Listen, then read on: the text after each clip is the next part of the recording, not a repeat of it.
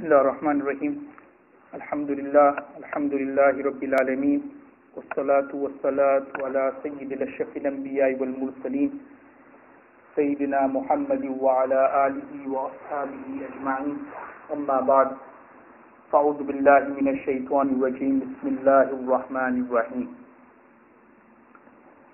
The first hadith which we are going to look at is a hadith which can be found in Sahih Muslim, narrated by Sayyidah Aisha bin Anha, and she narrates that تزوجني رسول الله صلى الله عليه وسلم في شوال وبنى بي في شوال.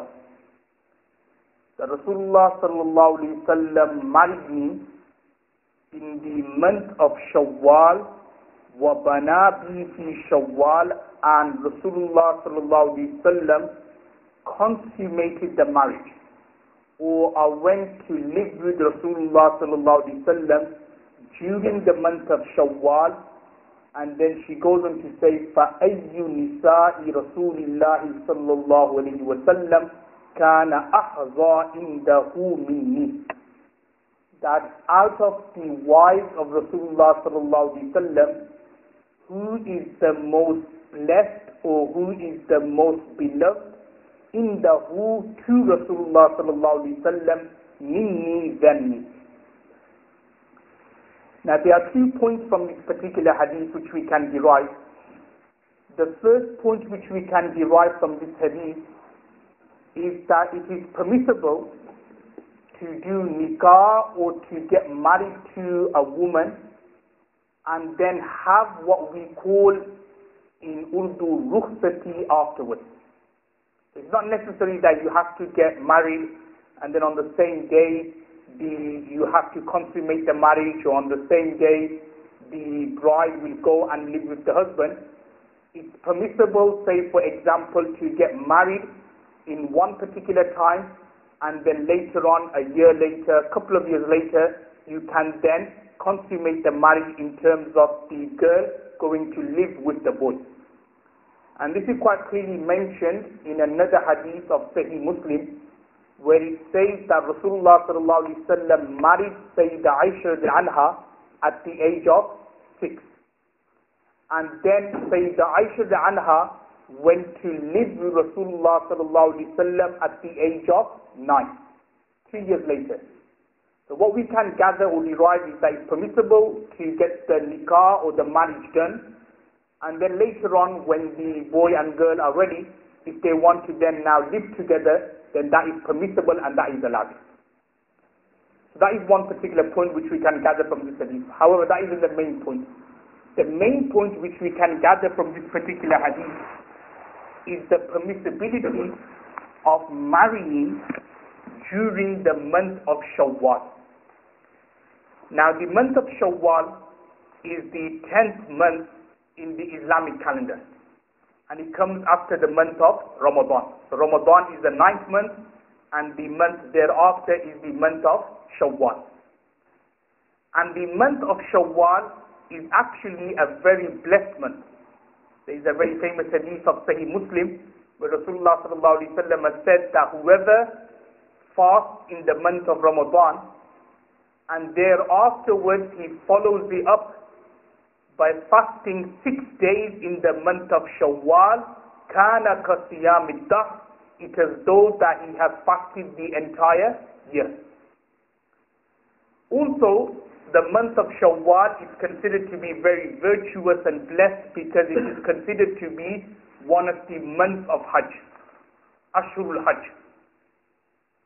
The month of Shawwal, also the month afterwards, Dhul Qa'dah, and the first 10 days of Dhul Hijjah are known as the months of Hajj. So what I'm trying to say is that the month of Shawwal is actually a blessed month.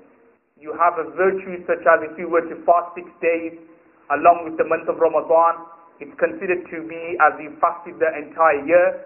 And also there is the virtues in terms of it is considered to be Ashurul Hajj, it's considered to be the month of Hajj. Now, as I mentioned before, the Arabs, they were very, very superstitious. And the Arabs, they considered it to be impermissible they considered it to be, say for example, bad luck if someone was to get married in the month of Shawwal. They thought that if somebody was to get married in the month of Shawwal, such a nikah, such a marriage will end up in divorce, such a marriage will end up in talaq. So what they would do is that they would abstain from marrying in the month of Shawwal. They will get married in any other month, the month of Ramadan, Dhul Qa'dah, Dhul Hijjah, but if it came the month of Shawwal, they would not do it. Now from this particular hadith, Sayyidah Aisha is trying to negate this particular view and this particular kind of belief that the month of Shawwal is considered to be a bad luck month. There's no such thing like that. First and foremost, as I explained before, that in Islam there is no such thing as bad luck. There's no such thing as, say for example, Friday the 13th is a bad luck date, or like for example the month of Shawwal is bad luck, or like for example if you wake up on the wrong side of the bed, then it's going to be a bad day, or like for example if you wake up and it's like a gloomy day outside, then it means it's going to be a bad day. There's no such thing like that in Islam, because we as Muslims believe that every single thing which happens, the good or the bad, is all from Allah subhanahu wa ta'ala. And remember, this dunya which we are living in, every single move which you make, every single transaction which you are making, every single decision which you are taking, remember, all this is a test from Allah subhanahu wa ta'ala. Even something which we take for granted, even something which we think to be small and futile, even these things Allah subhanahu wa ta'ala has given to us as a test. Quite clearly mentioned the Holy Quran, Allah subhanahu wa ta'ala says, إِنَّمَا أَمْوَالُكُمْ وَأَوْلَادُكُمْ فِتْنَةً, that your children and your amwal are your wealth.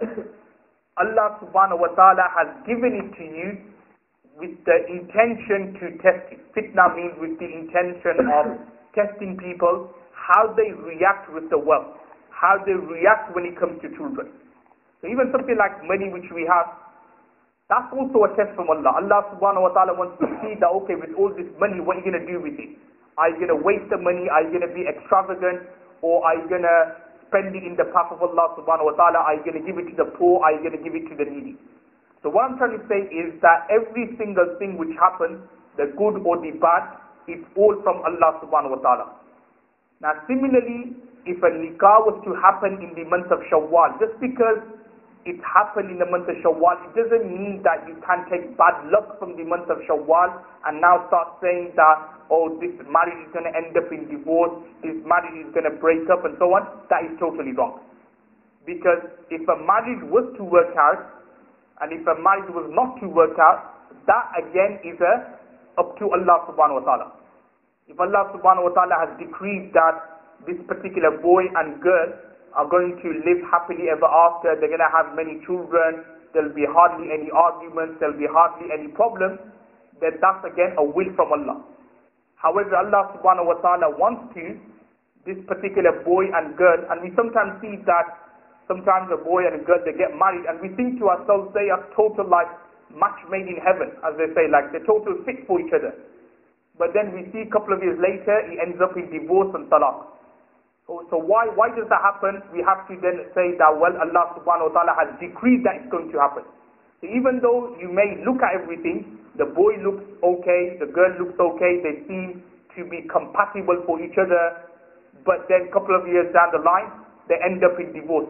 So that's because Allah subhanahu wa ta'ala has decreed. It's not because they are married in the month of Shawwal, it's not because they married on Friday the 13th, it's not because they married on a gloomy October day, on a gloomy November day, that's why the marriage broke down. No, it's because Allah subhanahu wa ta'ala will.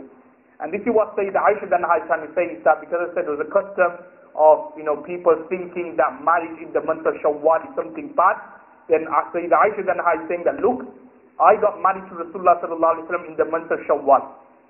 My consummation of the marriage, i.e. I went to live with Rasulullah sallallahu alaihi wasallam during the month of Shawwal, and she then goes on to say, out of all the wives of Rasulullah sallallahu alaihi wasallam, who is the most blessed? Who did Rasulullah sallallahu alaihi wasallam love more than me?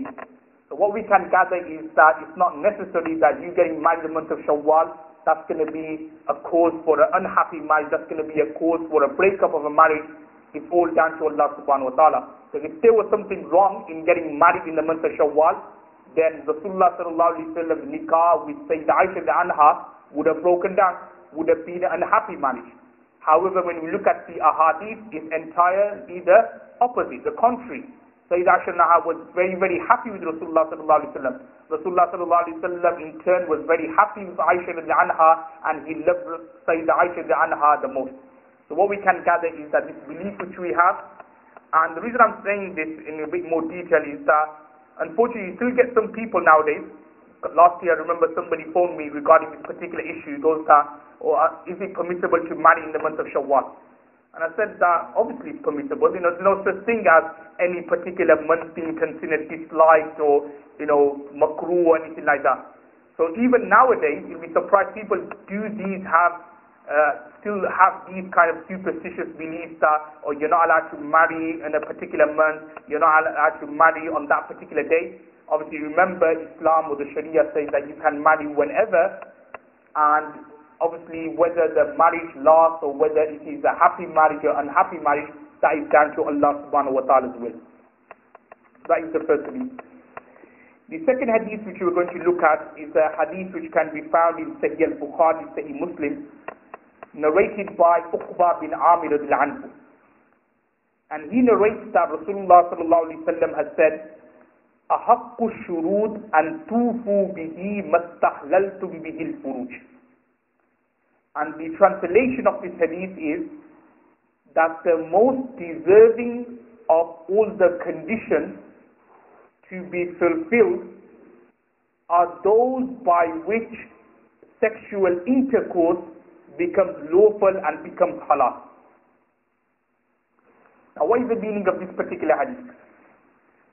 Now the brothers who were here last week are explained in a bit more detail that from this particular hadith we can derive the ruling with regards to placing conditions in the marriage or in the nikah. Sometimes what could happen is that boy and girl, they're getting married, but the girl's family, they're placing some kind of conditions. They could say to the boy that, okay, we'll give our daughter, but the condition is that we want her to stay in Birmingham. We don't want you to take her to London. We don't want you to take her to Manchester. We don't want you to take her to Glasgow or Edinburgh.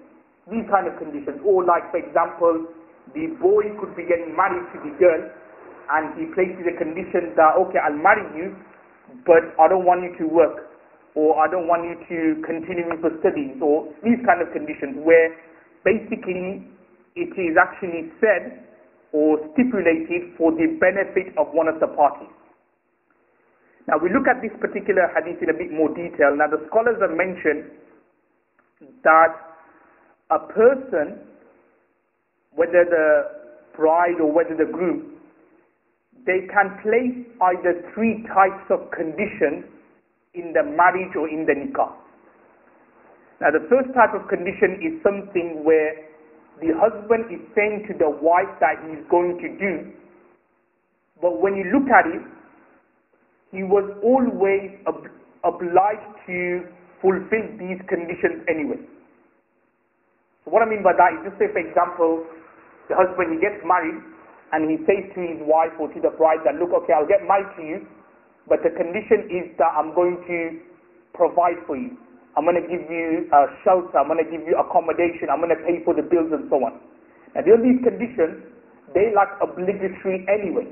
That's one of the rulings of nikah and marriage. As soon as you get married, you are now obliged to support your wife financially, maintain your wife, pay for her food, pay for her clothing, pay for her accommodation, all the bills.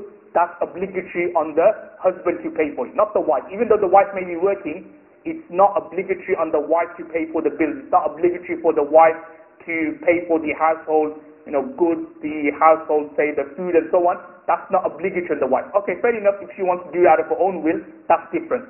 But when you look at it from the Sharia point of view, it's the husband's responsibility to maintain his wife.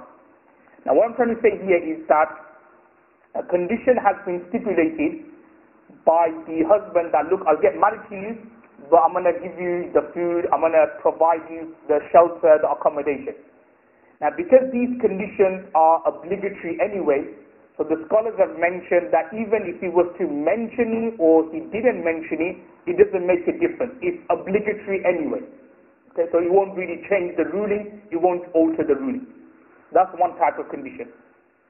The second type of condition a husband or even a wife may make is such as the wife may say to the husband or the bride may say to the groom that I marry you under the condition that you have to divorce your first wife.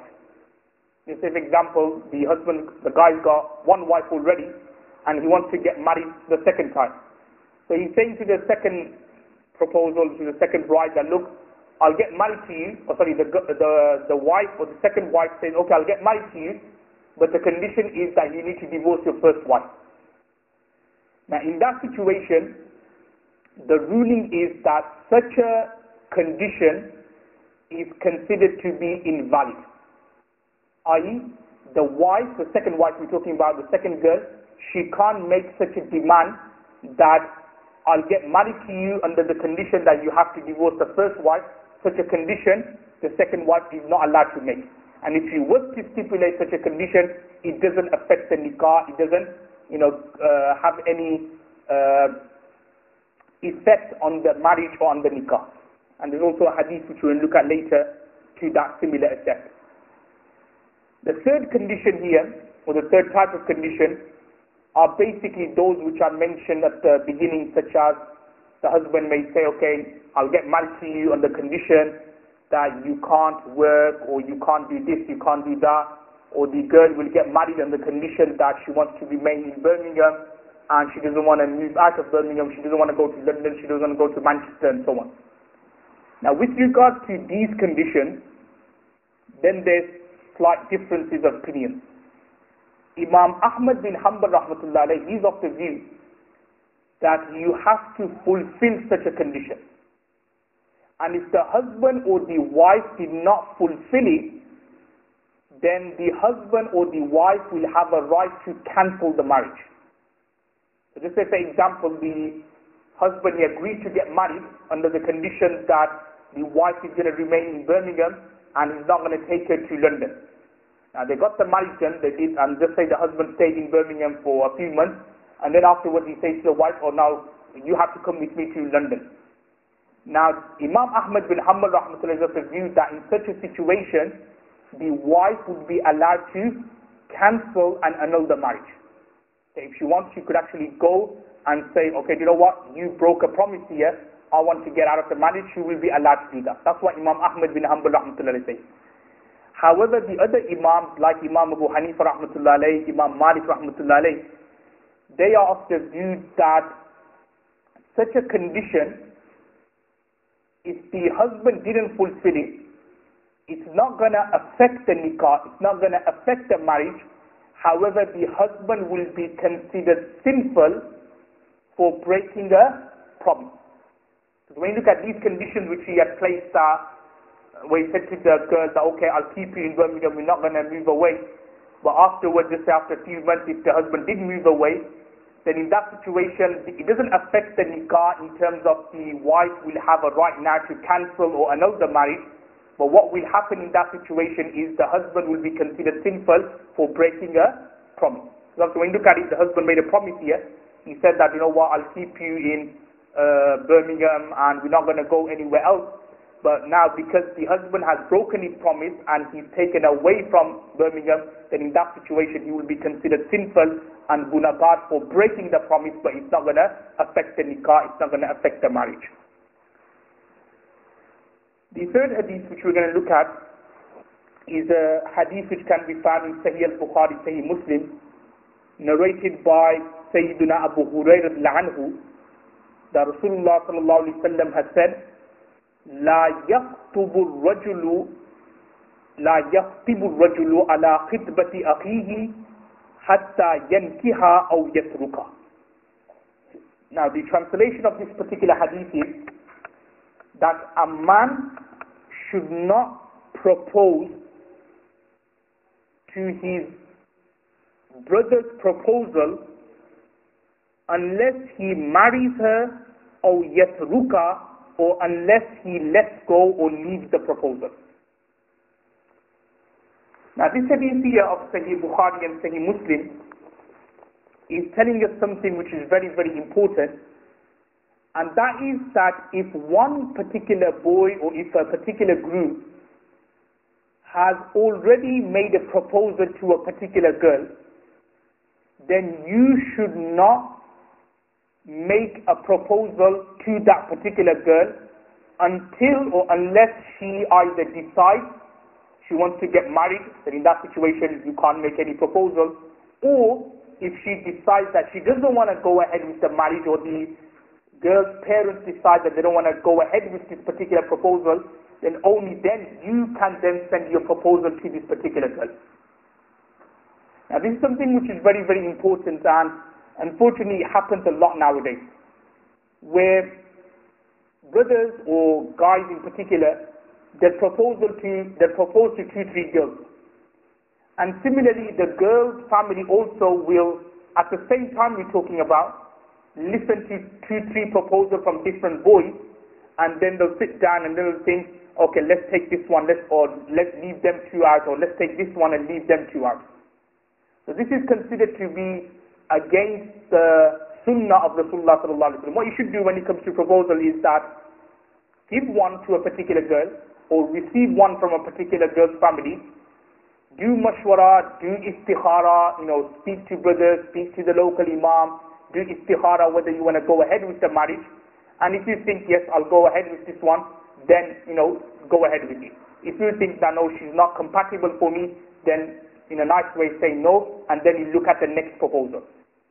What is considered to be disliked and makruh is that at the same time, you're taking 2-3 proposals, and then you're kind of thinking that, okay, shall I get married to this particular girl, or shall I get married to this particular girl, and you kind of decide, and then afterwards you then go for this particular girl, and you get married to her.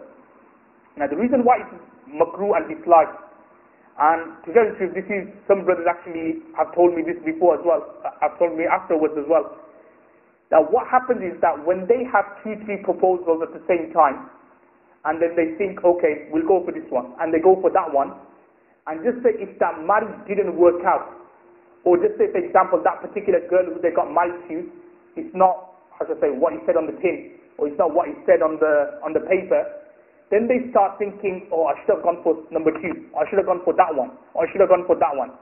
And what happens is the rest of their life, they're kind of thinking, if only I married that particular girl, or if only I married the other proposal, or if only I went for that proposal. And that's how they think. Their entire life, they're not happy with this particular girl they've chosen, but they can't break up the marriage because of family issues and so on. So what happens is that the rest of their lives, the next 30, 40 years, they live in a kind of guilt, or they're in a marriage where they really don't want to be in, and they're always thinking, if only, if only, if only. Now this is something which is disliked, because obviously what happens is that you're not actually then being fair on that particular girl who you have chosen to get married to. Because obviously, she's got a right that she has a husband who's loving her. She doesn't want to be in a marriage where the husband is always thinking, if only I married someone else. So what happens is that you all kind of lead to doubt in the marriage, there's no barakah and blessing in the marriage. But obviously if you are taking one proposal at a time, and just for example, you looked at this proposal and you thought, okay, you know what, this is the right one, then when you do choose this particular girl, you won't be thinking, if only I accepted the other proposal. Why? Because there wasn't any other proposal at that time. So therefore, what you should do is that whatever proposal comes, you should only take one at a time, think about it, do istikhara, do mashwara. If you think that is the right one, then go ahead with it. If you don't think that is the right one, then you could leave it away. And this is what this particular hadith is saying. This hadith is more saying that, look, to a guy who knows that a brother has already given a proposal to a particular girl. Just for example, Abdul Rahman here, he knows that Muhammad has proposed to a particular girl. Now in that situation, for Abdul Rahman to send a proposal to this particular girl is also considered to be makruh tahrimi and severely disliked. You shouldn't do that. You should, the fair thing is that you should let that girl decide, or the girl's family decide whether they want to go ahead with this particular marriage, If they say no or if they agree, then afterwards you could then send your particular proposal. But at the same time, it's considered to be against manners, against akhlaq, considered to be disliked to send many proposals at the same time. The next hadith which we're going to look at is a hadith of Sahih al-Bukhari, Sahih Muslim, narrated by Sayyidina Ibn Umar anhu, that Rasulullah sallallahu alaihi wasallam has said, Naha an shighar, that he has prohibited from nikah shighar. Now shighar is a type of nikah or a marriage which was common in the days of ignorance and in the days of Jahiliyyah. And what would happen is that a man will get his daughter married on the condition that he will marry his daughter. So you've got, say for example, Abdurrahman here, he's got a daughter, so he is getting his daughter married to Muhammad on the condition that Muhammad's daughter will marry Abdurrahman. And the key part of the ruling is وَلَيْسَ بَيْنَهُمَا صَدَاقٌ, that there is no dowry between them. Dowry section which we're going to look at later inshallah. There is no dowry between them, meaning that the dowry is basically the exchange of the daughters. Normally what happens is that when you get married, it's wajib, it's obligatory that you give a dowry, you give a mahar to the wife, to the girl. But what's happening here is that Abdurrahman and Muhammad are saying that, look, I'll give you my daughter to you, and you give me your daughter to me. And there will be no exchanging of the dowry. Basically the switching of the daughters, i.e. my daughter marrying you, your daughter marrying me, that in itself is the dowry. Sometimes it could happen is that, okay, my sister, I'll get my sister married to you in the condition you get your sister married to me. So there will be no dowry, and the exchanging of the sisters, that in itself is a dowry. Now it's mentioned in the hadith that the Prophet ﷺ has prohibited such a nikah, and that is the view of Imam Shafi, Imam Ahmad and Imam Malik, that such a nikah is not permissible, is not allowed. However, according to Imam Abu Hanifa rahmatullahi, he is of the view that if such a nikah or such a condition was stipulated, the nikah will be done. However, the husband, i.e. the two guys, i.e. Muhammad and Abdurrahman, they have to give dowry, in terms of money or in terms of property, to the girls, and the exchanging or the switching of the young daughters of the sisters, that would not be considered permissible or lawful. So basically Imam Hanifa rahmatullah says that if you were to do nikah shighar, where you do get married on the condition that that girl, that man's sister or that man's daughter will marry you, the nikah in itself will be valid. As I mentioned before, the conditions of nikah is offer and acceptance, like you offer and then the girl accepts, or the girl offers and you accept. And obviously as long as there are two witnesses there, so the nikah and the marriage will be done. However, in this situation, the two guys, i.e. Muhammad and Abdurrahman, it is obligatory for them to give dowry, i.e. in terms of money, to the girl who they're getting married to, and the swapping or the exchanging of the daughters or the sisters, then that would not be considered permissible, and that would not be considered allowed. So we just leave it there for this week. When Allah gives the tawfiq to our